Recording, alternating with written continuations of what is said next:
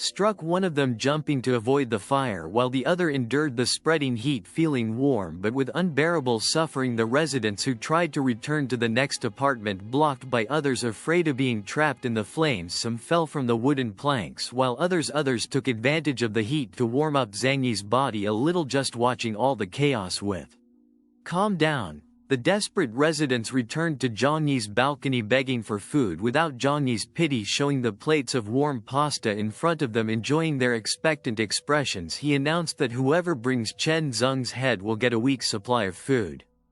Hearing that, the residents immediately looked at Chen Zheng, who immediately locked himself in the apartment next to Chen Zheng's followers, trying to protect him. But tensions continued to rise. The next morning, some of the hungry residents ambushed Chen and his followers, hoping to seize the food promised to them by the two residents who attacked Chen.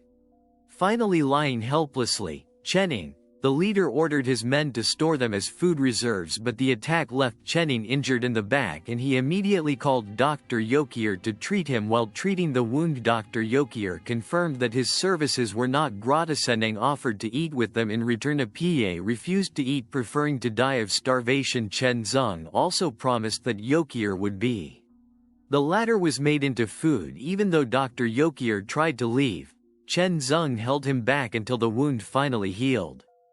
Yokier sat in the corner while the other men continued their plans to deal with Zhang Yi. In the midst of the situation, Yuking's friends were forced to remove the arrows from their bodies without medication to suppress the pain. Severe illness and infection. Cho Peng asked Yuking to try to persuade Zhang Yi, but his sister felt that it would be useless. Meanwhile, Zhang Yi remained focused on his food, not caring about chaos outside. Chen Zheng became increasingly afraid of the possible attack and began to take brutal action to survive. On the other side, Dr. Yokier expresses despair to Zhang Yi, tells that Chen Zheng has lost his mind, raiding houses for food and even keeping corpses as a backup. Yokier begged Zhang Yi to save him, realized the importance of the existence of Dr. Zhang Yi, agreed to help. Yokier gave him permission, came after completing one last task before long. Shuang came begging for help for the starving Yuking, but Zhang Yi only responded coldly, saying that Shuang's wound was too severe to be cured.